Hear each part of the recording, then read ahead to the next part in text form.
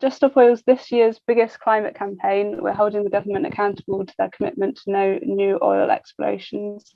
This autumn, thousands of people will demand a greener future, and we'll hear more on that later from Ed. So first, we have Sophus. He wasn't able to join us tonight, so he's prepared a video for us to play. He's an economist based in the University of Oxford.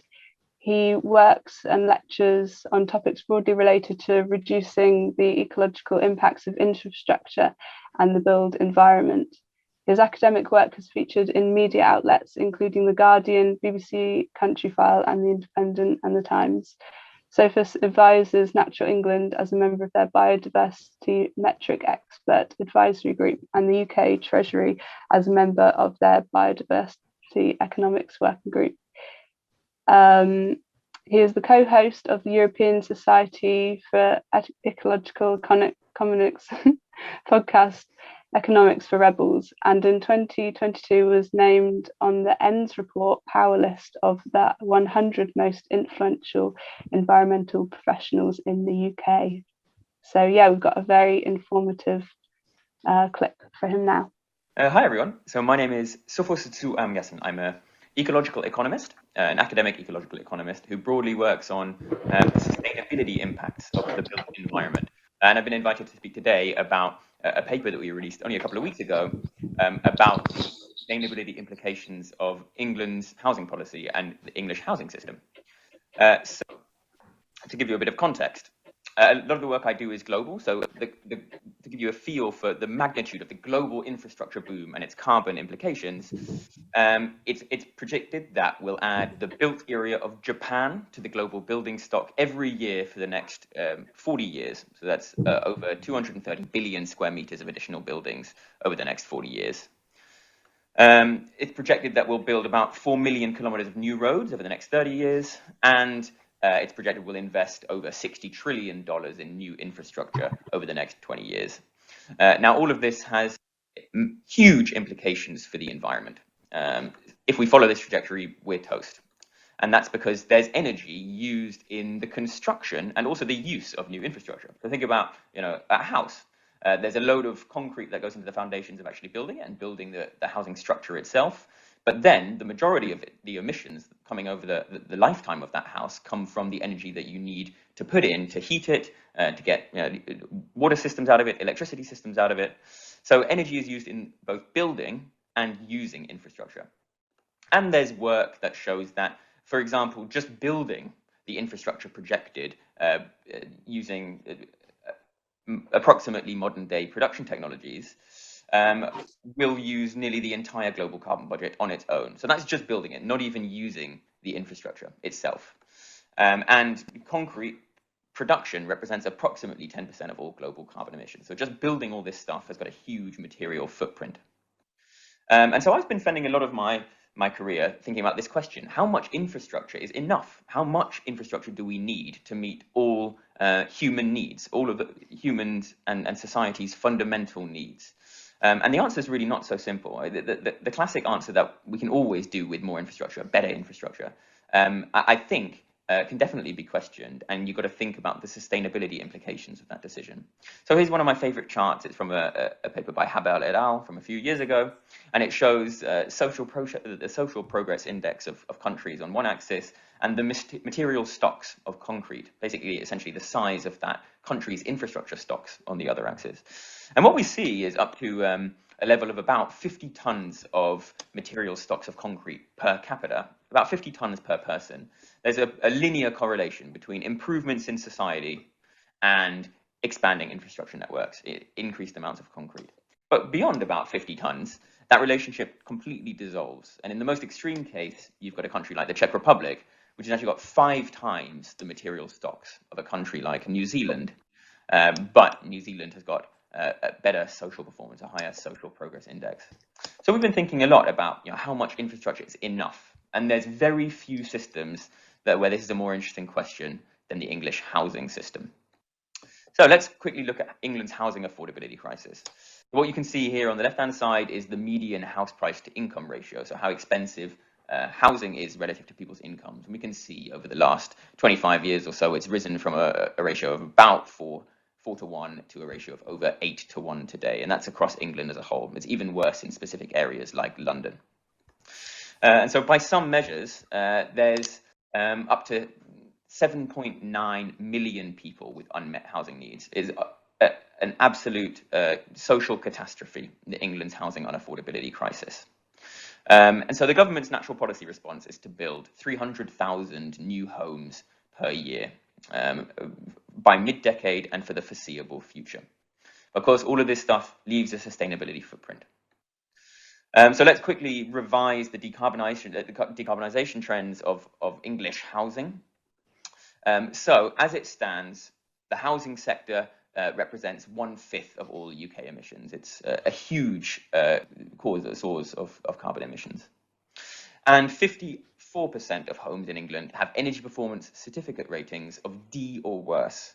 So these are energy performance ratings so bad that the Committee for Climate Change recommends that they don't exist within 6 years. So we need to bring the entire housing stock, or we need to bring half the housing stock to levels that no house in the UK are left to these kind of standards within 6 years.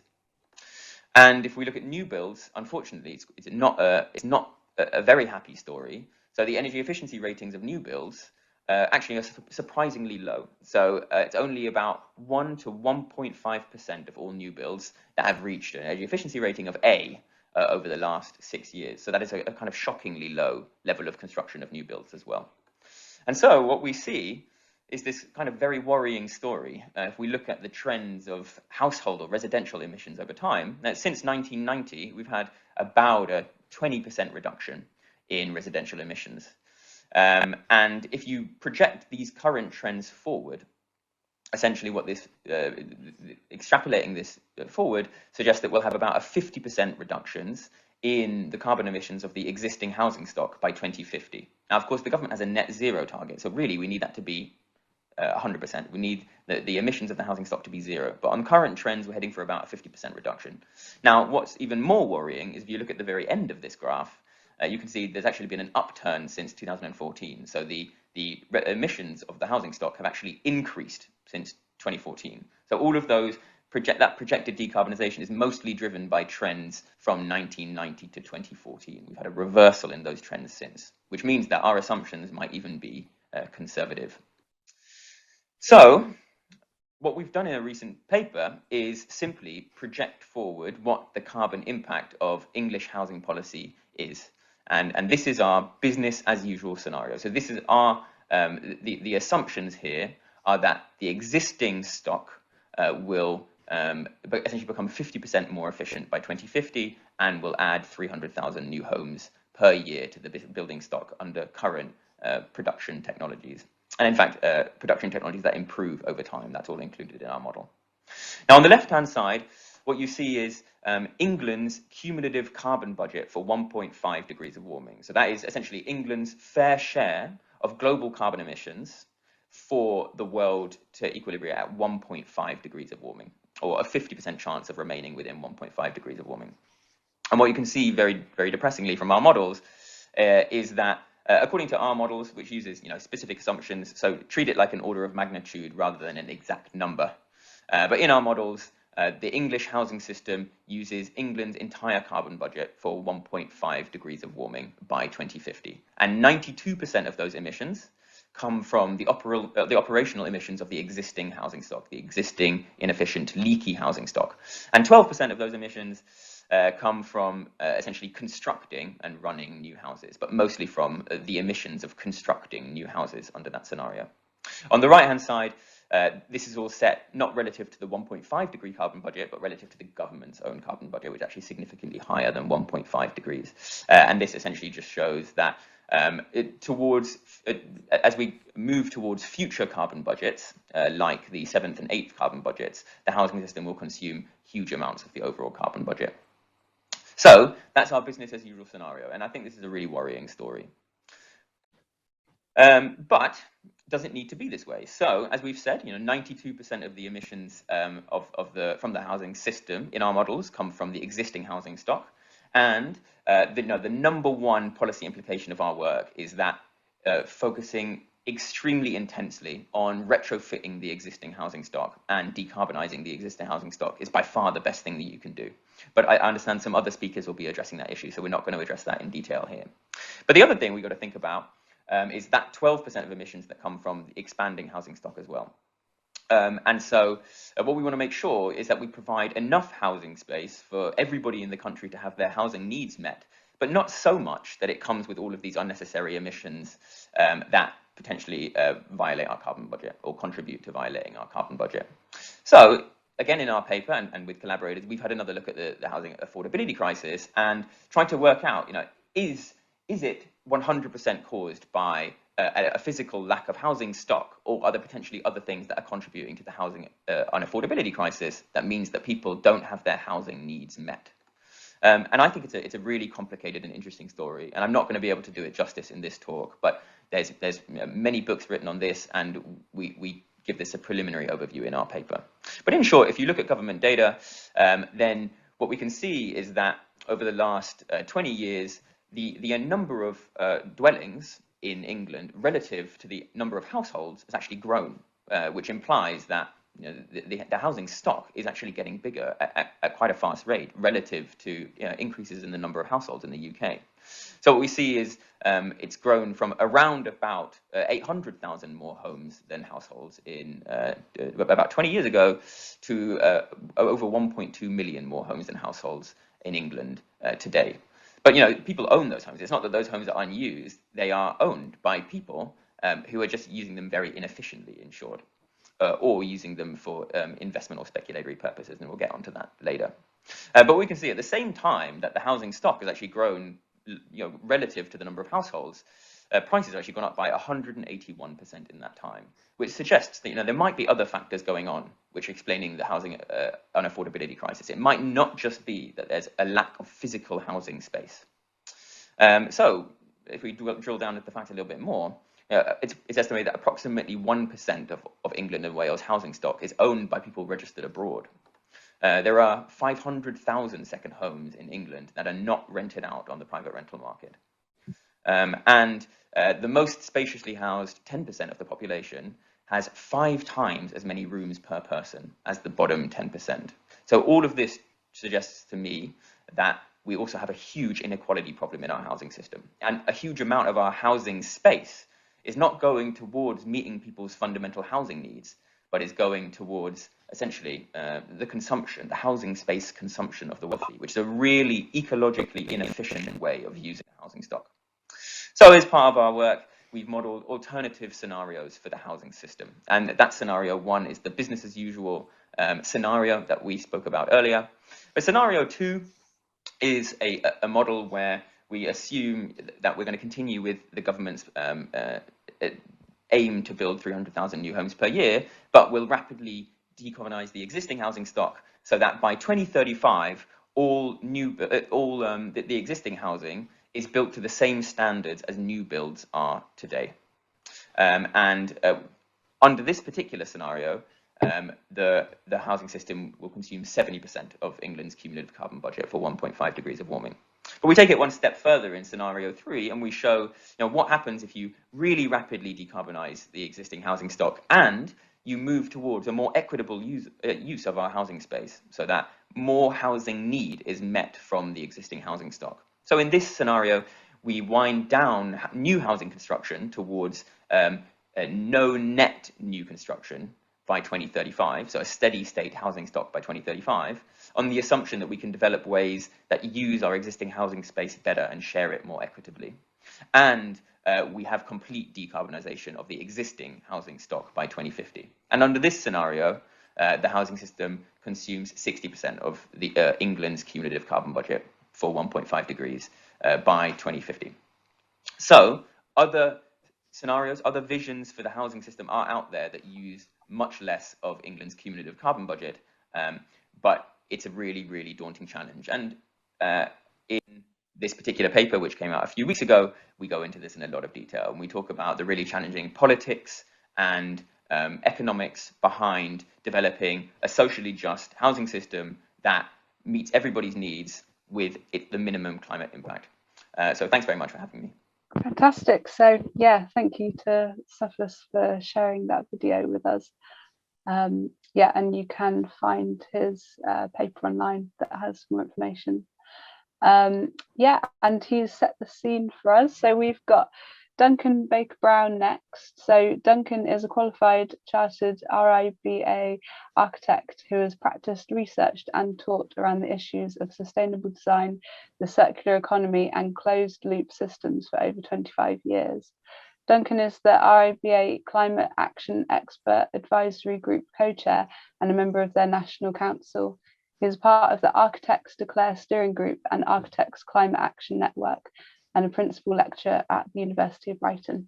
Okay, after that really amazing presentation from Sophus, I just thought I'd offer some good news. 2019 was the year that 90% of local authorities in the UK committed to being net zero carbon by 2030. That's that region supports 60 million people, and there's actually over 1 billion people around the world who live in states that have committed to these targets and also obviously declared a climate and ecological emergency. I've been in this world of climate emergency understanding for nearly 30 years, and we are in a different place. It's transformative, it's exciting, it's scary, but it's different.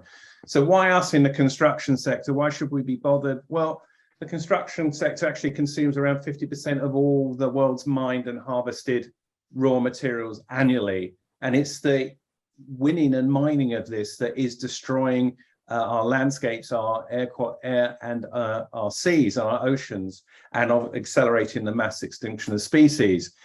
Since 2012, we've nearly doubled the amount of stuff we extract and harvest for the construction sector. It's up to over 100 billion tons a year of stuff. So that's 50+ billion tons for the construction sector. In the UK, we consume 600 million tons of products a year. It generates 200 million tons of waste a year, and 60% of that, which is a lot higher than the European average of about 35%, 60% of that is construction material, i.e. 120 million tons of stuff is being thrown away annually. And also, if you look at across the whole of the built environment sector, it's 45% of carbon emissions. The construction sector is 50% of the problem we've got at the moment. So humankind needs to learn how to manage planet Earth's resources. So it's all about that, managing resources and dramatically reducing the need to consume new raw materials. And it's designers and contractors who can do this. We specify what our houses are made of and what projects are actually. Clients say, I want a new this, that, and the other, whether it's a theatre, library, or housing scheme. But it's up to designers to say, well, actually, you might not need a new building. There might be one that we already have and we need to adapt. We're in a hugely impactful sector. If you design a 10 metre by 10 metre concrete slab that's 50 millimetres thinner than normal, you'll save as much CO2 as avoiding meat for a year. So this is an industry where you can actively have a huge positive impact on the planet. And it's been that for a long time. My next slide shows the Karl Marx Hof in Vienna from 1922. It housed 1,300 families who had been homeless. It didn't just have housing, it had dentists, it had shops, it had a forest school. The thing's 1/2 kilometre long, or even longer actually, 3/4 of a kilometre. It's got a forest school in the middle of it. It's incredible. It looks strange there, but it's incredible. It still exists. Some more good news. Everybody's talking about the idea that we don't demolish. How about this? This is from 18 months ago, a case for never demolishing another building. These guys, Lacatin and Basal, I'll show you a scheme of theirs in a minute, French architects, they won the biggest world prize in architecture with the strap line, never demolish, never replace, retrofit. So there's also campaigns for making the VAT situation with retrofit in the residential sector fair. At the moment, if you adapt and extend an existing property, you pay VAT at 20%. If you demolish it and start again, it's new build, zero rated. It's become a hugely political situation. Obviously, these guys last autumn, you guys now. The point is, insulate Britain? What a dull topic, but a topic that's actually grabbed the headlines. And now everybody's talking about it and understanding. And this is a hugely changing, transformative environment. Architects earn about £35,000 to £40,000 annually at the moment, if they're lucky, if they've got a job. they're going to be in fuel poverty come this autumn. And you can see we've gone from about just over 3 million households in fuel poverty in 2020 to it's going to be 8, maybe 10, depending on what Liz Truss does or doesn't. But it is a political thing. So this is Duncan Brown. I'm Duncan Baker Brown, but there's an MP, a Conservative MP called Duncan Brown, who in February actually tabled a 10-minute bill in Parliament when Parliament was actually considering doing stuff that actually wanted to enshrine in law the concept of whole life carbon, embodied carbon. In other words, valuing the embodied carbon in existing stuff. So if you demolish, you are penalized. Now, over 80 to 90% of today's built environment will be with us when we have to meet those net zero targets. So the future eco-cities are with us already. They're the existing places. So we've got to get our best architects and designers involved in retrofit. Unfortunately, for a lot of people, it's still seen as the dull sort of second best thing to do. Architects are trained to have a clear slate and start again. Well, that's how it used to be. More and more architects are embracing the challenge of retrofitting. But we need support. We all need support. The government needs to see to plan, coordinate, and fund the rolling out of a national retrofit program across the UK. It is a massive infrastructure project that can potentially benefit the whole of the country, because we've got between 27 and 20 million homes to retrofit. And we've got to do that without using what's left of some of the finite resources that our planet has. This is a sort of photo montage of the amount of copper you get out of a hole that big. It's hugely wasteful. And I can't see anybody, but I normally ask, who's got any miners on the call? Who might? Who goes down mine? Who wants to? We've got to close all conventional mines. We have mined and produced enough. We've created the Anthropocene that wraps the planet, whether it's in our waste in our oceans, in our atmosphere, or on our landscape. So we've got to rework the stuff we've actually already produced, which includes retrofitting homes. And we actually know what to do. Since lockdown, the first lockdown, we've had lots of papers showing us what to do. The RIBA has its 2030 climate challenge. We've got LETI with their whole carbon, climate emergency design guide, valuing the circular economy, valuing the idea that our buildings are material stores for the future. They've brought out a retrofit guide as well. London and other cities, Brighton, I was involved in it, as a circular economy route map with clear, ambitious targets for reducing the amount of waste we create. And I wrote a book about it. I'm writing an updated one at the moment. I'm conscious that we don't have much time. Now, cities are where it all happens from the point of view of where most of us live, but also where most consuming happens and most throwing away happens. And we've got to think of our cities as material stores for the future. It's where all the linear systems come in. So we're the only ecosystem on the planet that acts in a linear way. We take, make, and throw away. We rock up at a place and turn it into a desert and move on. Nothing else in nature does that. So our cities have got to turn these linear systems into circular ones, and we've got to become urban miners. And that might include something like this. This is a Victorian villa divided into 6 social homes, and there's a before and after shot there, and that's got an 80% carbon reduction. I'm working on a decarbonisation of social housing stock report that's being finished this week, where we're looking at strategies for reducing the operational carbon, the energy bills of normal social homes. So it's actually 8 different case studies, from bungalows through to blocks of flats. And we're looking at cost-effective ways of having impactful retrofit strategies that, by the way, allow tenants to stay in their homes. We're not dispersing communities, because that's a big deal about demolition, of course. You disperse communities when you demolish people's homes. Now, the issue is, when we started this project in September 2021, I was asked to lead on the project because I've done a lot of retrofit as an architect in lots of different sectors. And we thought we were going to be able to do cost-effective EPC, BC retrofit schemes on existing properties, and actually justify why a lot of local authorities are installing air source heat pumps in properties that aren't insulated that well.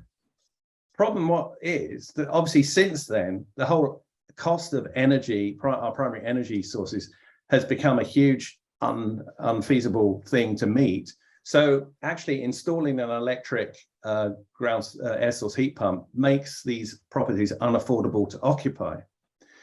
So the conclusion is actually that we do have to spend money on the fabric of our buildings, because actually at the moment they are the leakiest in Europe, as was said earlier, and we are burning way too much in the way of energy, whatever the source of it, whether it's clean energy or whatever. We've got to reduce the consumption of that. So we've got to invest in the fabric of our buildings, but also we've got to generate locally sourced, local green energy and clean energy, and whenever possible, get solar panels on the roofs of our buildings to help tenants reduce the cost of their fuel bills. Now, I'm going to look at just some creative approaches to retrofit. So I mentioned Lacaton and Vassal, the award-winning architects from Paris. This is a sheltered housing scheme on the left, and that's a tower block in Paris that was due for demolition. The mayor of Paris had put aside 35 million euros to demolish that tower and rebuild that tower just to contemporary standards. Lacaton and Vassal went to the mayor and said, we'll give you your new tower for 2/3 the cost. So what they did, and there it is afterwards, built. But what they did is this. They literally just removed the facade of the building one flat at a time and replaced it with a winter garden, if you can see my cursor. So that's the facade being taken off. That's a typical flat, a little 3D image of a typical flat.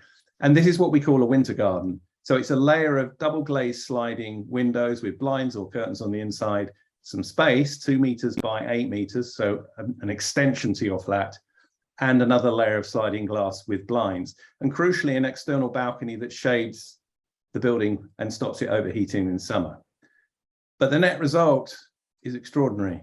So you get your new apartment, you get your new block of flats, you have not dispersed the community, you've not thrown away tens of thousands of tons of stuff to import tens of thousands of stuff just to do the same thing. And this is the before and after shot. Now, they didn't include decoration of flats or whatever, but that's the transformation. So this is what I think in terms of the power of good design, this is what you can do. So before you had a flat that overheated in the summer, that was badly ventilated, that got cold in the winter, that needed lights on all day. We've all been in those environments. The opposite is there on the right. So there you've got utility bills reduced by 50%. You've got natural ventilation, you've got natural light, et cetera, and you've got an extension. That's just win, win, win. Ed or someone, how much longer have I got? Have you used up my time? You got 2 minutes left, mate. Okay. So this stuff's happening in Brighton as well. We're working on a scheme to retrofit and extend existing social housing and to add community facilities as well. I could spend hours talking about that, but I won't. The bottom line is that the challenge with this site was to double the density, make it a lot more nice to live there, but also to reduce the carbon footprint by 2/3. So get your new stuff to work hard for the old stuff. And that means you don't have to demolish the old stuff. You can even do it like this. This is like quite a naive drawing of a scheme of a farmyard that's converted into a school, simply by adding another layer of stuff. There's a model of it. This is the actual building. So the farmyard buildings were not demolished, but they literally wrapped it crucially in a single glazed sort of conservatory. If it's double glazed, it gets too hot. But this is like what we call a thermal buffer. And it's the sort of place that in the winter, you'd keep your coat on. So it's spending not a lot of money. It's spending a little amount of money to create a larger space that's actually acts as a jacket, just like the Lacaton and Vassal tower block. It was an unheated space, by the way, with that tower block that was added, but it acted like this sort of thermal jacket. And you get these other spaces.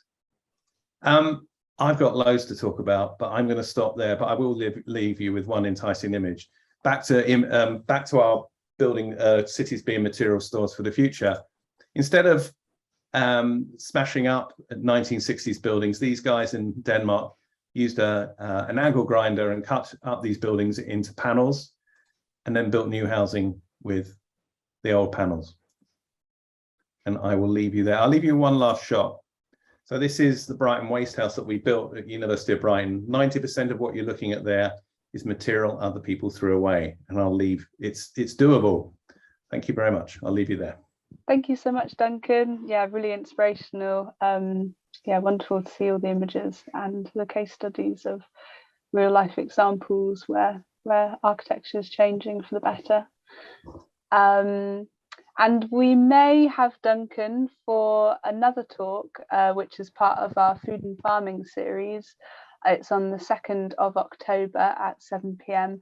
and it's called Living Land, which is inviting a bunch of experts to speak about their sustainable land projects. So Duncan may be speaking about sweet chestnut coppicing, and Ed has just put the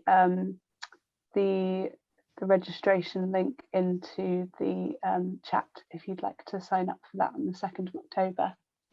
Great, so next we've got Colin Nickles from Fuel Poverty Action. Fuel Poverty Action campaigns to protect people from fuel poverty. They challenge energy companies and unfair policies that leave people to endure cold homes. They take action for warm, well-insulated homes and clean and affordable energy under the control of people and communities, not private companies. Thanks, Colin. Hi, thank you very much for having me. Really fantastic talks just then. I've seen the French retrofit before. It's amazing. So yeah, thank you very much. So I'm here today to talk about an initiative that Fuel Poverty Action have come up with, which is called Energy for All. So basically, Energy for All is a free band of energy that's afforded to every single person in this country, every household in this country, that basically covers all of your basic needs of cooking, heating, lighting. It's based on the need of the individual. So if you are a person with disabilities and you have medical equipment, it covers that. If you are a pensioner living at home in a house on your own, you're covered. So, but basically the Energy for All is paid for in 3 different ways. So we're proposing that a permanent windfall tax is placed on the profits of these energy companies. So at the moment, we're having these huge high rises. We don't actually know what Liz Truss is about to do, but a leaked Treasury report stated that there was going to be £170 billion worth of profits in the next 2 years if something wasn't done. I don't know if she plans to go obviously down that route, but essentially what it is the consumers, us, that are paying for all of this every single time. It's always us. So Energy for All is based on need and not the greed of all these energy companies. So we look at taxing the energy companies on windfall tax. We also look at ending the fossil fuel subsidies. So at the moment, the government pays 91p in the pound for new oil exploration and also the decommissioning of old energy projects. OECD figures stated that in 2020 they actually gave energy companies £9 billion towards that. So that's another way that we would look to fund it.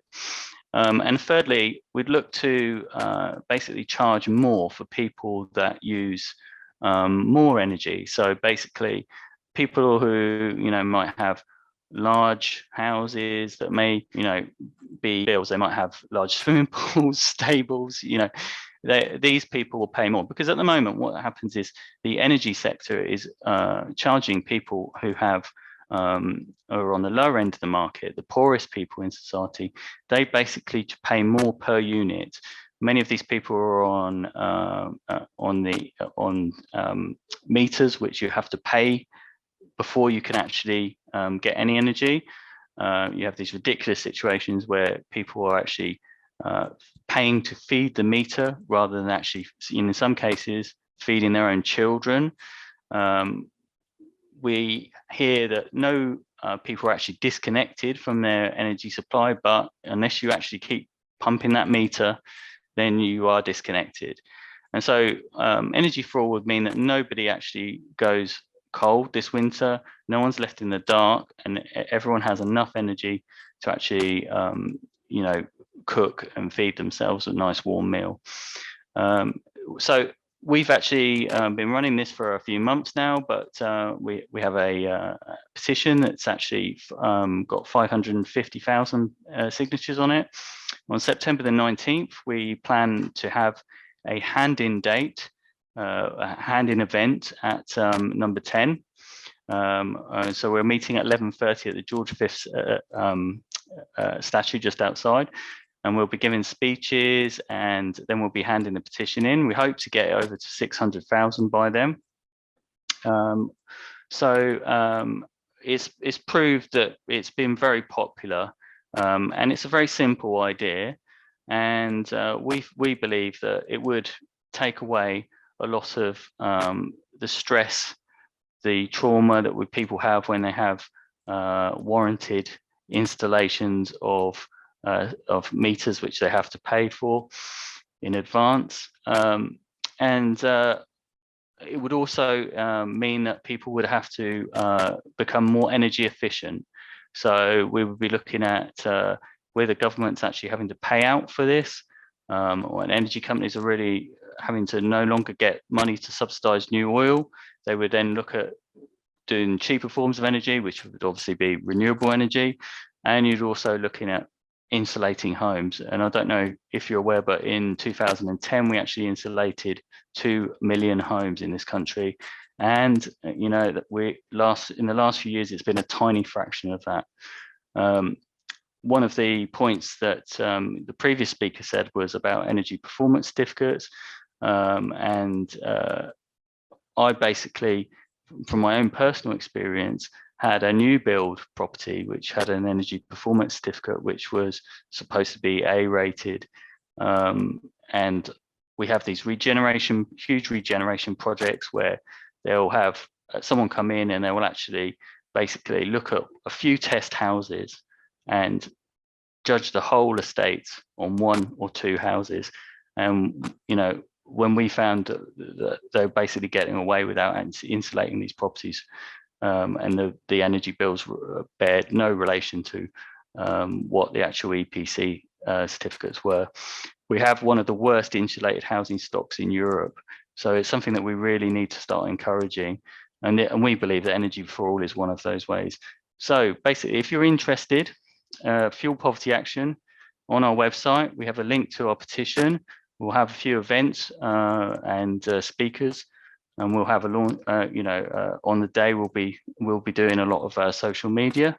We'd like everyone to get involved as much as possible, to share everything that's going on, and we welcome any input and any suggestions. Okay, thank you very much. Thank you, Colin. That's fantastic. Yeah, great to hear about what Fuel Poverty Action are doing, and obviously such a critical time at the moment with the cost of living crisis. Yeah, it's going to be a really hard winter for many of us. So yeah, this sort of thing is really important. Great. So unfortunately, Greater Manchester Tenants Union weren't able to join us tonight. So we will move on to so also Liam from Insulate Britain wasn't able to join, so Ed will be speaking on his behalf. So last year, Insulate Britain seized the headlines and pushed the topic of home insulation onto the political agenda.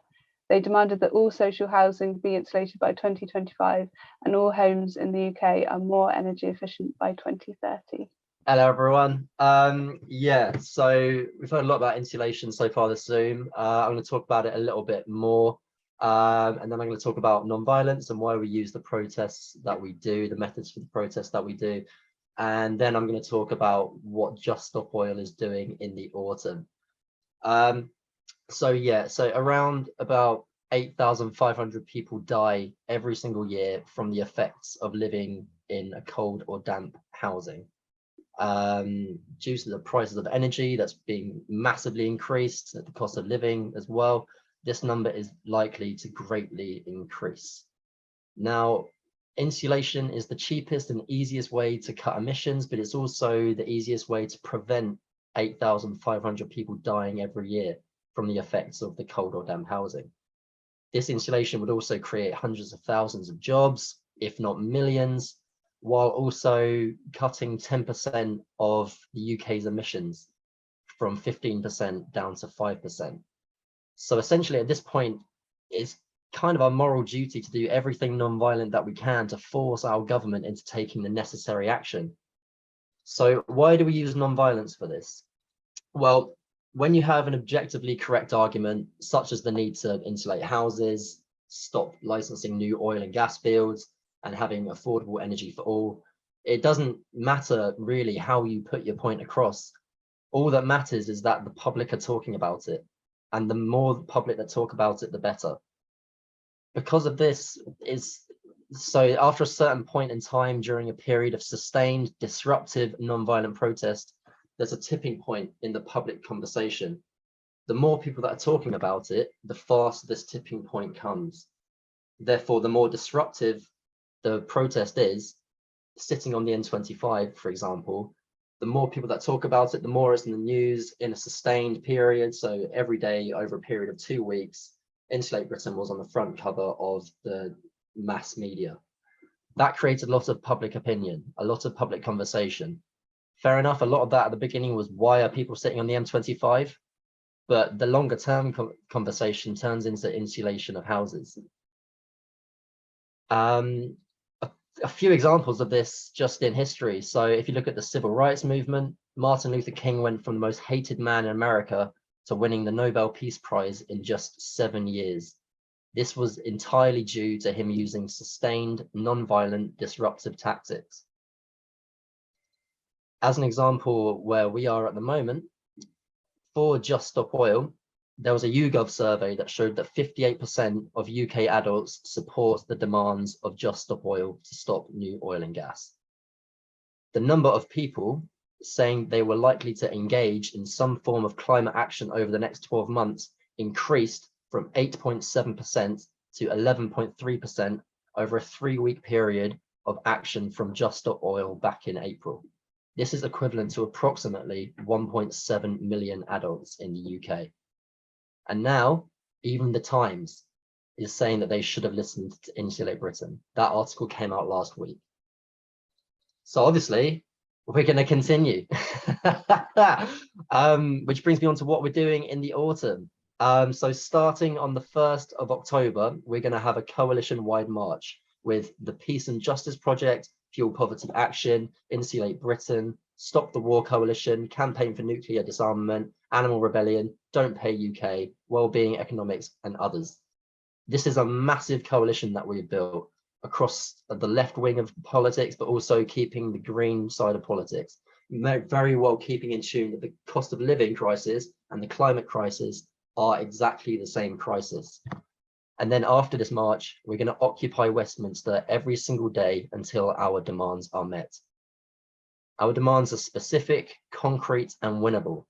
We are not going through the motions. The coalition will only stop this campaign when the government comes to its senses and acts. The demands lay out first step, common sense solutions to the big crisis of our time. We demand the government ends new fossil fuel licensing and production. We owe it to our young people to stop fossil fuels. We owe it to our workers to guarantee good jobs in a zero carbon economy. We owe it our old people dignity. To do this, we need money, and we know who has got it. Shell recently reported quarterly profits of $9 billion. $91 billion was reported in tax avoidance in the UK in 2021. And that is only for what was accounted for. We demand the government properly tax fossil fuel companies, the super rich, the big businesses, to force them to pay their fair share. We demand cheap, green transport so people are less reliant on their cars. And the biggest no-brainer, we demand the insulation of all of our homes, starting with the poorest. This way we can reduce energy bills and CO2 emissions while creating hundreds of thousands of good unionized jobs. There is a lot more to do than this, but you have to start somewhere. And this is what we all want. The only people that don't are the oil companies and the super rich. We must all get together, support each other, and crack on with the job. We owe it to our kids and ourselves, and what could be more important than that? So I'm going to pass back to Emily now, but that was a brief overview of what's going to be happening in autumn. I'm going to put in a couple of links both to our coalition website and also the Just Stop Oil website, where you can find out more information. But thank you very much, and back over to you, Emily. Thanks so much, Ed. Yeah, great. Yeah, so if you want to take a look at the websites for that, that's got more information on how you can join in from the 1st of October. We will also send you all out an email with more information about how you can get involved. Next, we will be hearing from Rose, who has taken action recently with Just Stop Oil. Thank you. Hello, I hope you guys can hear me okay. I don't know, my laptop's a bit bad. Okay. As I've already been introduced, I work with Just Stop Oil. I'm 19 and I'm originally from Ireland. So I guess I'll start how I got involved. I was always kind of around the activist scene, with my dad being a part of the Shell to Sea campaign in Mayo in Ireland.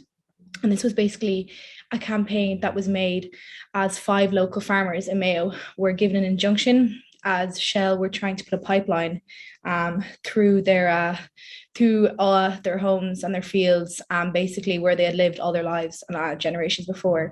So he made a documentary called The Pipe.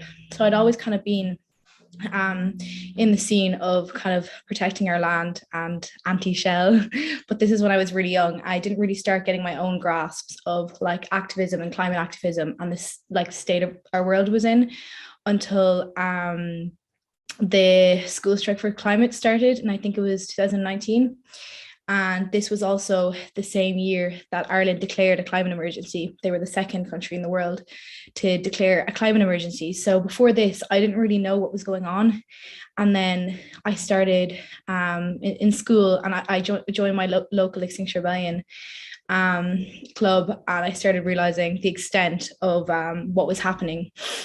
And I started to realize that this actually wasn't just my future. You know, I have a younger cousin, and I was looking at her and I was like, this is actually bigger than me. It doesn't really, it's not about me. It's about like the people coming after me. And that really hit. And I started to grow like a lot of like eco-anxiety, I guess you would call it, from it.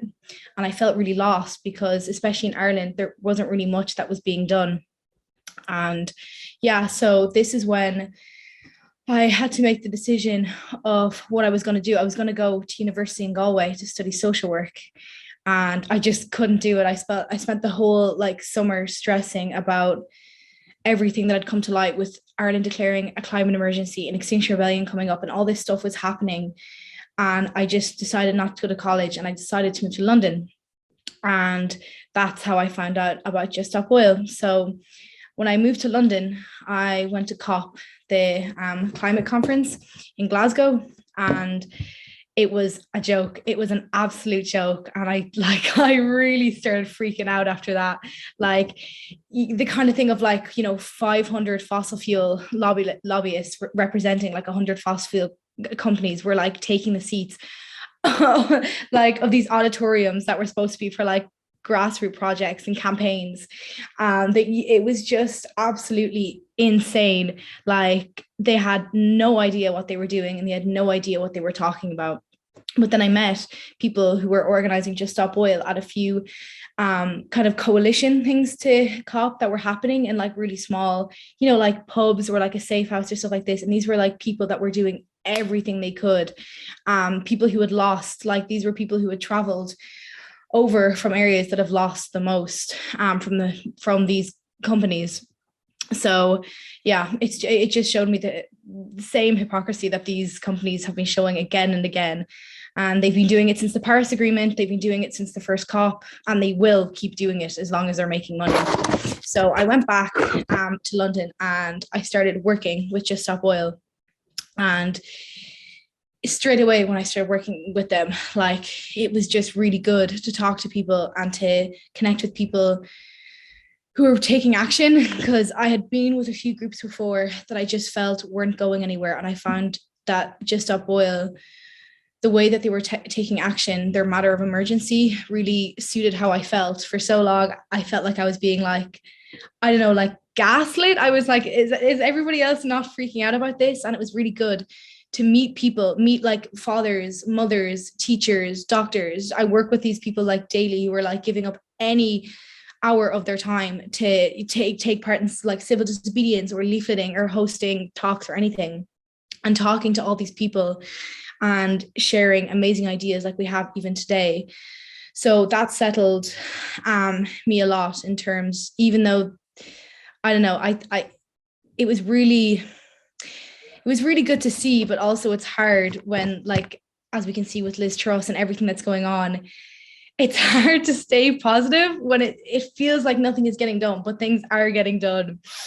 Despite like the destruction that's happening like globally due to the climate crisis. It does empower me to know that difference is being made, you know, that like taking to the street, mobilizing, that we won't like stand for this.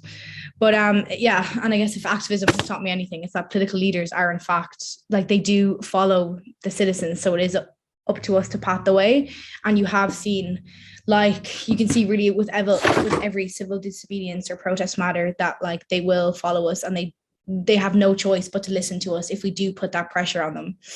And I guess, like, as I said in like Our Responsibilities talk, like the climate crisis, as much of a political issue it's mostly a social issue. If we get the numbers and if we get people to take to the streets or to come to meetings like this or anything like that, we actually can change the way that we live.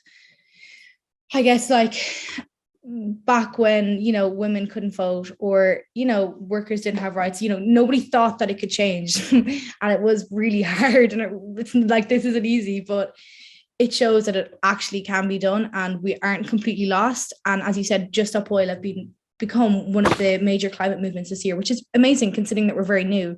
And then when Insulate Britain were around, like, they caused absolute havoc, but in the best way possible. Like, they got the word out. And yeah, it was really inspiring. So as it's been said, I guess I'm here to basically say how important October is, because like if every single person that hears about this comes, it would actually be like, it would be so amazing, and it would be life-changing to this cause, because it is about the numbers, and there's so much people doing so much work behind the scenes, you know, doing talks and going out in the streets and organizing socials, but we really need people to take to the streets to have real action. That's the only way that we are able to get the government to do anything. We can see in the past, the only way you can get them to listen to you if you are literally at their front door banging. So yeah, I guess I don't want to keep you too long, but I guess that's why I got involved, and that's why we're here, to try and get you to take back part in October, because if you don't, like, we may be doomed, but we still have 2 to 3 years, if even to be honest. But at the moment we have about 2 years, and these 2 years are so fundamental in the race for the climate crisis. But yeah, thank you. Thank you, Rose, for sharing your story. Yeah, it's all these real life stories that make a real difference.